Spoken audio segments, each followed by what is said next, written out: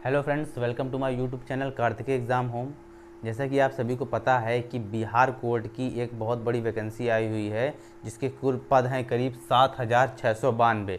तो बहुत बड़ी भर्ती आई हुई है बिहार कोर्ट की। तो किस तरीके से इसका सिलेक्शन प्रोसेस रहेगा, किस तरीके से एग्ज़ाम होगा और किस तरीके से भर्ती प्रक्रिया पूरी रहेगी, हम आज इस वीडियो में जानेंगे। तो वीडियो को बिल्कुल लास्ट तक बने रहिएगा। आप इस भर्ती से जुड़ी सारी जानकारी आप जान सकेंगे और आप समझ सकेंगे किस तरीके से आपको तैयारी करनी है और किस तरीके से परीक्षा देनी है। तो चलिए स्टार्ट करते हैं आज का ये वीडियो।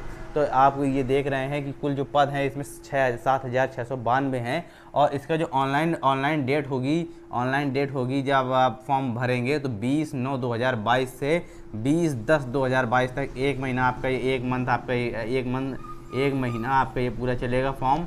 एक महीना चलेगा, एक महीना तक आप इस फॉर्म को अप्लाई कर सकते हैं।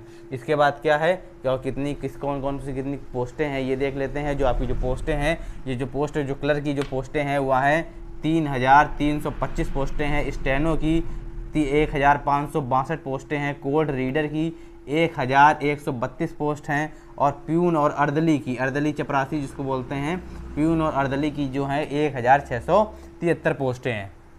तो ये आपकी पोस्टें हैं और कौन कौन सी क्वालिफिकेशन रहेंगी। तो ये आपकी जो क्लर्क के लिए आपका ग्रेजुएशन ग्रेजुएशन रहेगा। और ग्रेजुएशन के साथ में और टाइपिंग जो आप जो सोच रहे होंगे इसमें टाइपिंग होगी, तो क्लर्क में टाइपिंग नहीं है। टाइपिंग जो है आपकी नहीं है इस क्लर्क के इस भर्ती में, आपकी टाइपिंग नहीं होगी। स्टेनो की भर्ती में क्या होगा, इस जो 1,562 पोस्टें हैं आपका ग्रेजुएशन चाहिए। इसमें ग्रेजुएशन चाहिए और इसके बाद आपको स्टेनो आनी चाहिए। स्टेनो के साथ आपको टाइपिंग भी आनी चाहिए, क्योंकि स्टेनो जो आप लिखते हैं, आप शुल्क जो लिखते हैं उसको आपको टाइप भी करना होता है सिस्टम पर। ठीक है, आपको मॉनिटर पे टाइप भी करना होता है कीबोर्ड के साथ में। तो आपको टाइपिंग भी इसमें आनी चाहिए, स्टेनो टाइपिंग दोनों आनी चाहिए। कोड रीडर में क्या ज़रूरत है, कोड रीडर में आपको ग्रेजुएशन होना चाहिए, आपके पास ग्रेजुएशन होना चाहिए प्लस आपके पास टाइपिंग होनी चाहिए। तो आपके पास ग्रेजुएशन होना चाहिए कोड रीडर में और टाइपिंग होनी चाहिए। इसके बाद प्यून और अर्दली में ज़्यादा कुछ नहीं, सिर्फ आपको 10th पास होना अनिवार्य है प्यून और अर्दली का फॉर्म भरने के लिए। इसके बाद जो अभी पूरा नोटिफिकेशन नहीं आया है, जितना नोटिफिकेशन आया है आप यहाँ पर देख सकते हैं, यहाँ पर शो हो रहा है, ये आपके पोस्ट के बारे में नोटिफिकेशन है। और जितना भी है अभी इतना ही आपका नोटिफिकेशन आउट हुआ है। जो फुल नोटिफिकेशन है आपका, फुल नोटिफिकेशन आपको 16/9/2022 को जारी किया जाएगा। जो भी चीज़ छूट जाएंगी मैं उस जब ये नोटिफिकेशन जारी हो जाएगा तो उसको देख के फिर मैं आपको नए वीडियो में बताऊंगा। तो अभी जितना बताया गया है इसके बारे में जान लेते हैं, किस तरीके से एग्ज़ाम होगा ये भी जानना है। अच्छा, आपको पहले फ़ीस के बारे में बता देते हैं। अभी फ़ीस जो पहले 2016 में, इसके पहले की जो वैकेंसी थी 2016 की वैकेंसी थी, 2016 के बाद अब वैकेंसी आई है जहाँ 2016 के बाद 2016 में जो वैकेंसी आई थथी वो आई थी 3600 पोस्टों के लिए। 3600 पोस्टों के लिए आई थी। इस बार आई है दुगने से भी ज़्यादा के लिए 7,692 पोस्टों के लिए इस बार आई है। तो आपकी जो फीस कितनी रहेगी ये भी जान लेते हैं। जो फीस आपकी रहेगी जनरल कैटेगरी मतलब यूआर के लिए रहेगी 500, बीसी के लिए 500 और ईबीसी के लिए 500 रहेगी। एससी एसटी के लिए 250 रहेगी। और जो हैंडीकैप्ड हैं, पीडब्ल्यूडी में आते हैं, हैंडीकैप्ड हैं, तो उनके लिए भी 250 रहेगी। ठीक है, एज लिमिट क्या होगी, तो एज लिमिट में ये जो स्टेनो ये जो आपका क्लर्क स्टेनो और कोड रीडर, ये जो क्लर्क स्टेनो कोड रीडर है, इनकी ये 3 भर्ती हैं, क्लर्क स्टेनो और कोड रीडर। इनके लिए जो आपकी एज लिमिट रहेगी वो रहेगी 21 से 37 साल। ये इतनी रहेगी 21 से 37 साल। और जो आपका ये प्यून और अर्दली वाला है इसके लिए रहेगी आपकी 18 से 37 साल। इसमें 3 साल ज़्यादा हैं। और इसके बाद जो आपका ये तो सिर्फ जनरल कैटेगरी के लिए है। अगर आप क्या कहते हैं आप इसमें बीसी में आते हैं, तो आपको बीसी में जो अगर आप आते हैं तो आपको 3 साल के लिए रिलैक्सेशन है, 3 ईयर का रिलैक्सेशन है, 3 ईयर्स का। और एससी एसटी में आते हैं तो आपको 5 साल का रिलैक्सेशन है। चलिए, अब ये तो एक मेन बात हो गई कि ये भी कॉमन बातें थी। अब मेन बातें जानते हैं कि यहाँ से किस तरीके से एग्जाम होगा, किस तरीके से पेपर कराया जाएगा। तो अब एक से अधिक पोस्ट के लिए क्या आप अप्लाई कर सकते हैं? जी हाँ, बिल्कुल एक से अधिक पोस्ट के लिए अप्लाई कर सकते हैं। अगर आपने क्लर्क के लिए किया है, अगर आप चाहते हैं स्टेनो के लिए भी करना, तो आप स्टेनो के लिए भी कर सकते हैं। अगर आप चाहते हैं कोड रीडर के लिए करना तो आप कोड रीडर के लिए भी कर सकते हैं, मतलब अगर आप चारों के लिए चाहते हैं तो चारों के लिए कर सकते हैं, लेकिन सबकी फ़ीस अलग अलग देनी पड़ेगी।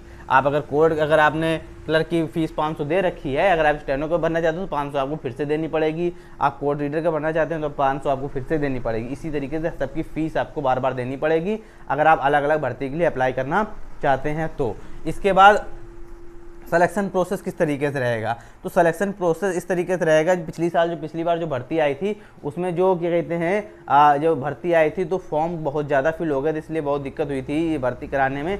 इसलिए हो सकता है इस बार आपका प्री और मेंस 2 भागों में, ये नोटिफिकेशन में है, प्री और मेंस 2 भागों में इस एग्ज़ाम को कराया जाए। तो प्री और मेंस के 2 भागों में जब कराया जाएगा तो किस तरीके से एग्जाम का पैटर्न रहेगा, तो पहले प्यून की बात कर लेते हैं, पहले ग्रुप डी वालों की बात कर लेते हैं, प्यून की बात कर लेते हैं पहले, ठीक है। तो किस तरीके से रहेगा, तो अगर प्री होएगा तो प्री में पहले 25 नंबर की हिंदी आएगी, 25 नंबर की इंग्लिश आएगी, 25 नंबर की जीके आएगी और 25 नंबर की मैथ आएगी। ये सबके लिए कॉमन है, सभी के लिए कॉमन है, सिर्फ प्यून के लिए ही नहीं, ये क्लर्क के लिए, स्टेनो के लिए और बाकी तीसरे कोड रीडर के लिए भी, इसके लिए भी कॉमन, प्री एग्जाम सबके लिए कॉमन है। इसके बाद क्या होगा,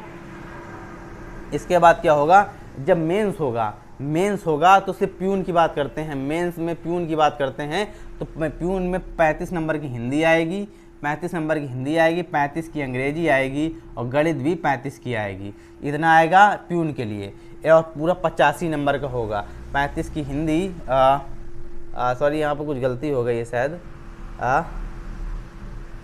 35 की हिंदी 85 नंबर का रहेगा, या अभी मैं इसमें कंफर्म करके बता दूंगा, यहाँ शायद गलती हो गई थोड़ी सी यहाँ पर, तो 85 नंबर का आपका रहेगा और उसके बाद 15 नंबर का आपका साक्षात्कार होगा। जी हाँ, 15 नंबर का आपका इंटरव्यू होगा, 15 नंबर का इंटरव्यू होगा, जिसमें समान आविर्भाव के आपके 2.5 अंक होंगे।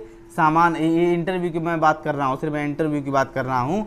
समान आविर्भाव के 2.5 अंक होंगे, योग्यता के 2.5 अंक होंगे, अनुभव के 5 अंक होंगे और कार्य की जानकारी के लिए 5 अंक होंगे। इस तरीके से आपका इंटरव्यू होगा 15 नंबर का, ये प्यून के लिए है, ठीक है। इसके बाद दूसरे की बात कर लेते हैं, दूसरे की मतलब समूह गा वालों की बात कर लेते हैं, गा क्लर्क वालों की, मतलब गा में आप तीनों पोस्टें आ जाती हैं, समूह गा में क्लर्क, स्टेनो और कोड रीडर। तो इसमें मेंस किस प्रकार से होगा, इसमें मेंस इस प्रकार से होगा कि 30 नंबर की आपकी हिंदी आएगी, 30 नंबर की आपकी अंग्रेजी आएगी और 25 नंबर की आपकी गणित आएगी।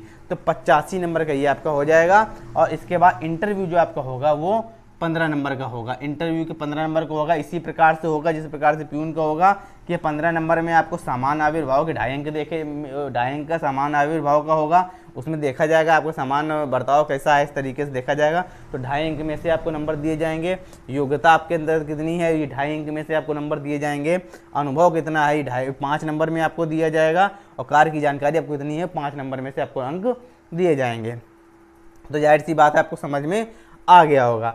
इसके बाद क्या बात कर लेते हैं, इसके बाद ये बात कर लेते हैं कि प्रीवियस ईयर कट ऑफ, तो प्रीवियस ईयर कट ऑफ कितनी गई थी और इस बार कितनी जा सकती है, तो ये भी जानकारी ये भी जान लेते हैं। तो चलिए यहाँ मैं थोड़ा रफ कर देता हूँ। ये 7692 पोस्टें थी, ये लिख लेते हैं तो भूल जाऊँगा, 7692, ठीक है। इसके बाद मैं रफ कर देता हूँ, यहाँ बात करते हैं कि पिछले साल आपकी कट ऑफ कितनी गई थी। तो चलिए जानते हैं। तो अभी 2016 में जो आपकी भर्ती आई थी, 2016 में जो भर्ती आई थी उसमें जो आपकी जनरल की जो कट ऑफ गई थी, जनरल की कट ऑफ गई थी वो गई थी 64.5 और बीसी की कट ऑफ गई थी 61.5, ये 5 बना हुआ है, और ईबीसी की कट ऑफ गई थी 59, एससी की कट ऑफ गई थी 54, एसटी की कट ऑफ गई थी 50 और फीमेल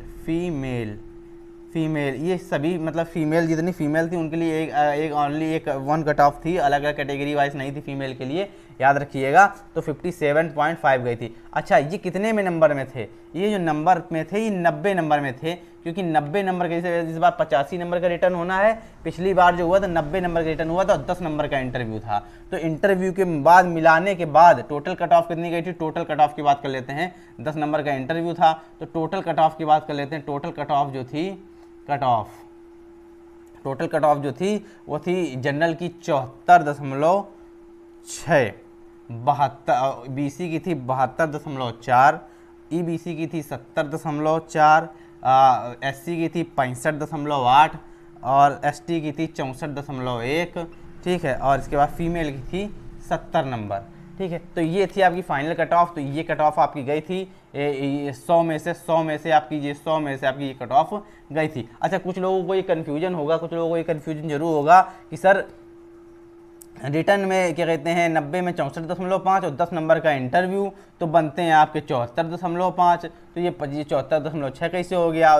इसी प्रकार ये बीसी में 61.5 अगर गई है और 10 नंबर इसके बनते हैं तो बनते हैं 71.5, तो ये 72.4 कैसे हो गया। अरे भैया ये सिर्फ कट ऑफ गई थी, इसके बाद जैसे मान लीजिए कोई जनरल का लड़का है या जनरल कट ऑफ गई है 64.5, तो कोई 65 भी लाया होगा, कोई 66 भी लाया होगा, कोई 67 भी लाया होगा, पता लगे किसी के 70 नंबर हैं, पता लगे किसी के 70 नंबर हैं, और उसके बाद कोई 8 नंबर इंटरव्यू में ले आया तो उसके 78 हो गए, तो इस कट ऑफ को पार कर गया। इसी तरीके से ये नहीं है कि मतलब इसका आपने प्लस मत करिएगा कि इसमें प्लस कर दिया 10 तो आपको कन्फ्यूजन हो जाए, इसलिए मैंने बता दिया आपको। तो इसकी जो फाइनल कट ऑफ गई थी वो इतनी गई थी, 74.6 गई थी। और इस बार कितनी जाने की उम्मीद है वो भी बात कर लेते हैं। ये आपको समझ में आ गया होगा किस तरीके से आपको तैयारी करनी है, कितना 2016 में कितना कंपटीशन था। अब तो खैर 6 साल हो गए हैं तो कंपटीशन कितना बढ़ चुका है आपको तो पता ही हो, समझते होंगे आप इस बात को। तो अभी इस बार की बात कर लेते हैं। इस बार तो पोस्ट तो दुगनी है, पोस्ट तो खैर 7692 है, 7692। तो इस बार कितना कट ऑफ रहेगा, तो इस बार की जो कट ऑफ की बात कर लेते हैं अगर हम, तो इस बार जो कट ऑफ रहेगा वो तो खैर वैसे तो कट ऑफ एक तरीके से जब हम लोग एग्जाम पैटर्न देख लेंगे किस तरीके से एग्जाम आना है, अभी प्री मेंस होगा कि नहीं होगा वो तभी बात करते हैं आगे आने वाले कट ऑफ की। फिर भी आप अंदाज़ा लगा लीजिए कि जितना कट ऑफ है उससे आप 5 नंबर ज़्यादा ही, जैसे यूआर का जो कट ऑफ है 74.6 करके है, तो आप 5 नंबर तो ज़्यादा लगा ही लीजिए, अभी अंदाजे में आप लगा ही लीजिए 5 नंबर 74.6 + 5 मतलब 79.6। अब अप्रॉक्स 80 तो मान ही लीजिए, अप्रॉक्स आप 80 तो मान ही लीजिए जनरल कैटेगरी वालों के लिए। कम से कम जनरल कैटेगरी वाले 80 नंबर तो लाने ही कम से कम है, तभी आप इस भर्ती पर आगे बढ़ पाएंगे, इस भर्ती पर अपना सिलेक्शन ले पाएंगे। तो जाहिर सी बात है आपको ये पूरा वीडियो समझ में आ गया होगा। अगर आपको फिर भी कोई कन्फ्यूज़न है तो आप अपना कमेंट सेक्शन में जरूर बताइए, मैं उसका जवाब अगले वीडियो में जरूर दूंगा। और अभी 16 तारीख को जब पूरा नोटिफिकेशन आ जाएगा तो एक बार और मैं वीडियो बना दूँगा, एक बार और एक वीडियो आएगा इसके लिए, और उसमें पूरी की पूरी जानकारी होगी कि जो भी चीज़ छूटी है उसकी जानकारी होगी। बाकी अगर आपको कोई कन्फ्यूजन है तो आपको कमेंट सेक्शन में जरूर बताइए, उसका जवाब जरूर दिया जाएगा। अगर आपको ये वीडियो अच्छा लगा हो तो वीडियो को लाइक जरूर करिएगा और साथ साथ चैनल को सब्सक्राइब भी कर दीजिएगा।